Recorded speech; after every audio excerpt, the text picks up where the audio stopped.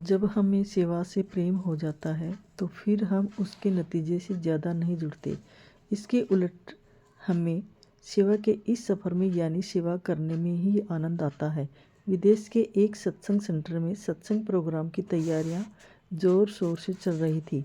आसपास के सत्संग घरों के कई सेवादारों ने हफ्तों साथ मिलकर सत्संग की तैयारी की थी।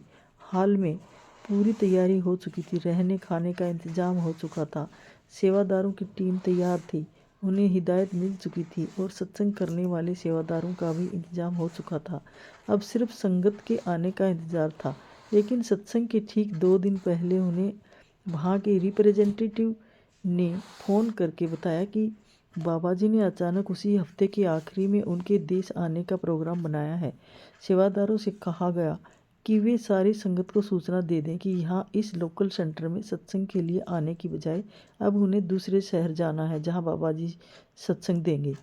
सेवादारों ने वही किया जैसा उन्हें कहा गया। सारी संगत को सूचना दे दी गई और सारी तैयारियां जो सेवादारों ने की थी उन्हें रद्द कर दिया गया।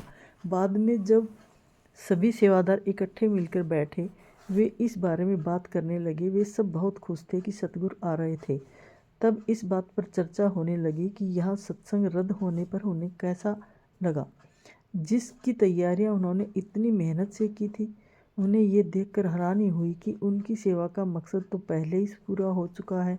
सेवा ने उन सब के बीच प्रेम, तालमेल, प्रेम मिलाप और दोस्ती का सुंदर माहौल बना दिया था और सेवा उन सबको अपने सतगुरु के नज़दीक ले आई थी। हालांकि उस हफ्ते वहाँ सत्संग नहीं होना था। संत ही जानते हैं कि इस दुनिया में वे अपना काम कैसे पूरा करते हैं।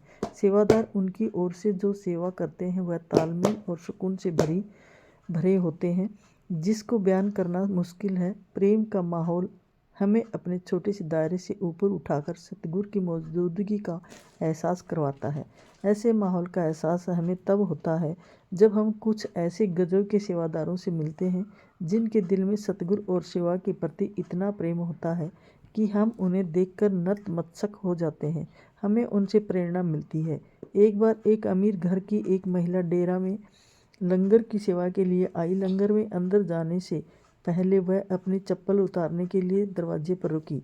उसी समय एक और सेवादारनी भी वहाँ आई और उसने भी अपनी चप्पल वहाँ उतारी। उस महिला ने देखा कि उस सेवादारनी की रबर की चप्पल पर 6 जगह टाँके लगे हुए थे। जब वे लंगर में साथ साथ सेवा कर रही थी तो उन्होंने आपस में बात करनी शुरू की और तब उस अमीर महिला को पता चला कि वह सेवादारनी अपना सारा पैसा बचाती है ताकि डेरे में सेवा पर लाने के लिए ट्रेन की टिकट खरीद सके।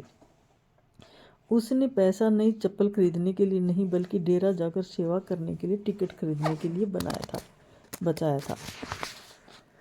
आपने इतनी सारी सेवादारनियों को खाना पकाते हुए देखा होगा। वे कैसे आग के पास बैठकर खाना पकाती हैं। सर्दियों में तो ठीक है, लेकिन आप सोचकर देखें जून और जुलाई के महीने में जब इतनी उमस और गर्मी होती है, आग को देखना मुश्किल होता है।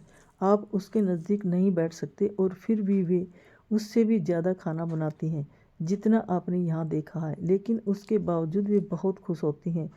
उनमें इतना सब्र है, उनमें संगत की सेवा करने का जज्बा हमेशा बना रहता है। आप देखें, यह सब बाबा जी की दया है।